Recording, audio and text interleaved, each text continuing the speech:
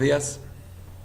Nos encontramos en una pequeña clase que quería hablar sobre un tema muy importante, el asunto del libre albedrío.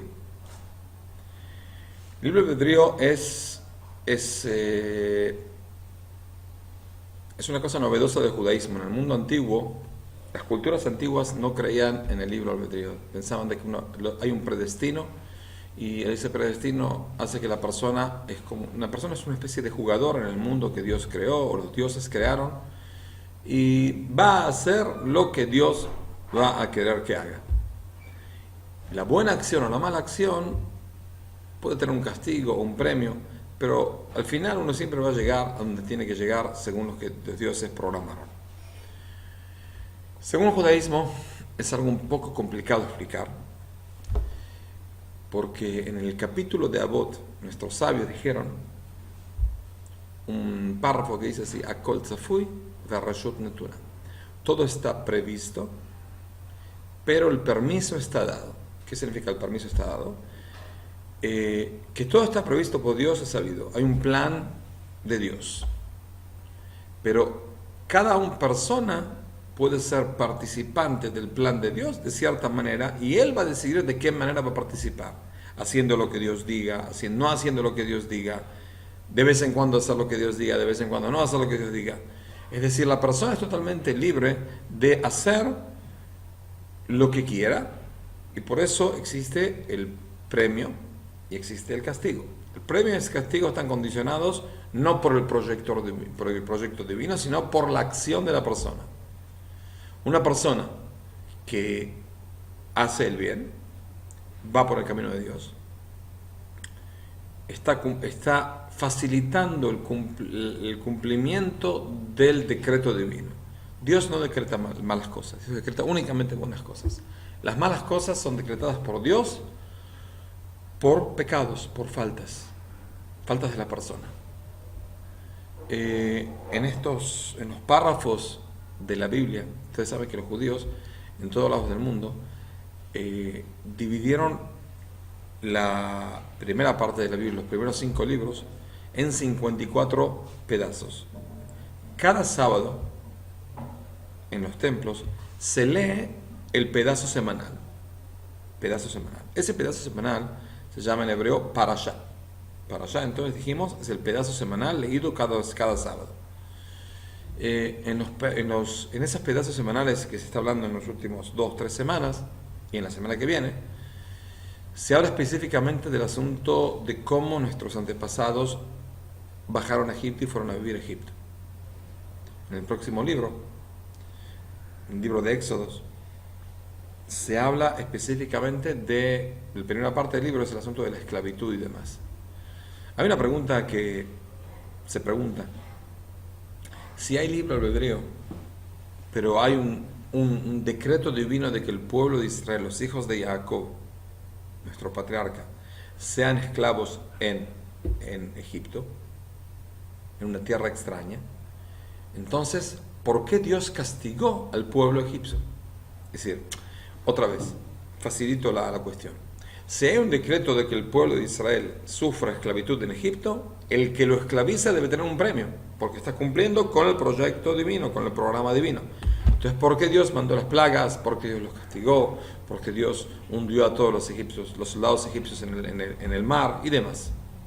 Teóricamente, ellos cumplieron con la misión divina, fueron una especie de como el brazo divino que practicó lo que Dios decidió, lo que Dios programó. Hay muchas explicaciones de esas. Una de las explicaciones es del rabino Rambam Maimónides, que él explicó de que hay un decreto divino general no impide a personas particulares a comportarse de manera distinta. Es decir, hay un decreto que es hay un decreto de que tal pueblo debe ser esclavizado. Eso permite al señor Egipcius Egipciotovich. Vamos a decir que hay un tipo que se llamaba así. Él esclavizó a un esclavo y lo hizo sufrir. Él puede llegar a decir a Dios y dijo: bueno, yo cumplí con la misión divina, ¿no? Él es una porquería que esclavizó no justificadamente a un ser humano. Y está prohibido. Entonces él recibe su castigo porque él podía, no es esclavizar. Cada uno tiene libre albedrío. Y por eso recibe su premio y por eso recibe su castigo. Es decir, una persona no puede decir yo soy parte del programa divino de esclavización del pueblo de Israel, por eso ¿cómo se dice? Por eso debo tener un premio, ¿no? Está equivocado. Es decir, cuando los egipcios sufrieron, sí, no cada egipcio que esclavizó a cada judío tuvo ese castigo. Y no todos que recibieron los castigos esclavizaron a los judíos. Pero por eso se va por la mayoría. Pero por lo general, una persona no está abstiente del juicio por el solo hecho de pensar de que es parte del programa divino. Otro ejemplo, un ejemplo más o menos de última época. El holocausto. El holocausto, 6 millones más o menos de judíos fueron matados en Europa, con sufrimientos inconcebibles, con muertes horribles. Es decir, el ser humano adelantó tanto que la tecnología, llegó a un nivel de tecnología que puede llegar a usar para hacer mucho el bien y también para hacer mucho el mal. Uno puede exterminar 6 millones de personas de manera limpia, rápida y efectiva. Con todo eso, limpia, rápida y efectiva, hay gente que dice no, los alemanes, los nazis, los que hicieron todo y los demás pueblos que los ayudaron, de Rumania, de otros más, ellos fueron los que hicieron el mal. Nosotros pensamos que no. Dios hizo una especie de decreto. ¿Qué decreto? Borrar más o menos el judaísmo de Europa. Casi 40% de los judíos del mundo murieron en esos años. ¿Para qué? Eso es otro tema. No quiero entrar en ese tema, se puede hablar otro día. Pero con todo y eso, después de que Dios programó, cada persona que hizo prácticamente el exterminio, no puede contar con el apoyo divino y decir, bueno, yo la verdad fui parte del gran programa divino. No, usted es un degenerado, usted es un asesino. Usted no puede decir, bueno, como soy parte del programa divino, entonces recibo un premio. No, usted es un asesino, un degenerado, y tiene que recibir su castigo en este mundo, en el mundo venidero. Porque el libre albedrío siempre existe, cada uno puede participar o no participar. No todos los alemanes se ocuparon de exterminar, no todos los alemanes apoyaron a los que exterminaban. No, hay gente que era íntegra y dijo no, hay gente que era buena, pocas, demasiado pocos, si no se hubieran salvado más. Pero con todo eso, el asunto de que una persona no está abstiende del libre albedrío. El Maimónides, en su libro, uno de sus libros, la enciclopedia monumental de Yad HaZaká, a todos los preceptos divinos, escribe de que hay de vez en cuando de que el libre albedrío Dios no lo permite. Es decir, hay gente que llega a tal nivel de piedad o de maldad que Dios lo abstiene de tener libre albedrío. Por ejemplo, está escrito ahí de que el rey de Egipto, el faraón, cuando empezó a recibir los castigos, en las primeras 5 plagas, dice de que él se fortaleció, se hizo fuerte su corazón para decir que no. Primero, ¿por qué el corazón? Porque según la cultura antigua, el alma de la persona está en el corazón. Entonces él fortificó su alma autoconvenciéndose de que lo mejor es dejar a los hebreos como esclavos en la tierra de Egipto. Bueno, en las últimas 5, son 10, 5 primeras, él se fortaleció. Las 5 segundas, está escrito específicamente de que Dios fortaleció al faraón. Es decir, él por ahí lo podía liberar. Estaba dispuesto a liberar. Dios lo fortaleció. ¿Por qué lo fortaleció? Fortaleció por, no importa, que no quiero entrar en ese tema, pero de cierta manera Dios fortaleció al faraón. ¿Para qué? Porque si él dejaba de salir a los hebreos, no recibía castigo. Y Dios quería que sean castigados de tal manera que reciban 10 plagas arriba de la cabeza. Es decir, Dios le sacó el libre albedrío al faraón para que tenga la fuerza de soportar las plagas. Porque si Dios le seguía dando el libre albedrío, por ahí el faraón decía, bueno, váyanse. Y entonces debe recibir un préstamo, un premio de Dios. Entonces Dios le sacó el libre albedrío, es algo que Dios no lo hace por lo general, le sacó el libre albedrío para que no ¿cómo se dice? No retorne a las buenas acciones, que es liberar a los hebreos de su esclavitud. Hay algún otro ejemplo en la historia, pero esos son ejemplos, son lo que se dice la fuera de la regla. La regla es que siempre hay libre albedrío, cada persona tiene libre albedrío, seguro. Hay gente que el libre albedrío de él, y el libre albedrío está siempre equilibrado. Es decir, ¿qué significa equilibrado? Vamos a decir. Una persona que el padre es una persona que se comporta bien, una persona piadosa con Dios, va por un buen camino, no roba, no miente, una persona de trabajo, de fe, de confianza. La madre es una buena esposa, una buena ama de casa, gente que van, rezan a Dios, practican ciertas cosas buenas, dan caridad a la gente. El hijo de esas personas, el ambiente familiar y el ambiente escolar, ellos eligen una escuela que pueda llegar a competir con el ambiente en la casa. Ellos no dejan a su hijo dar vuelta con cualquiera, sino únicamente amigos que sean de calidad, no socioeconómica, sino calidad de personas, forma de vida correcta, derecha, que hace el bien al prójimo y a la sociedad. Ese es un hijo. El otro hijo es así. El padre está en la cárcel 20 años porque mató a la madre, discúlpeme la palabra, una prostituta. La hermana tiene 12 años y está embarazada.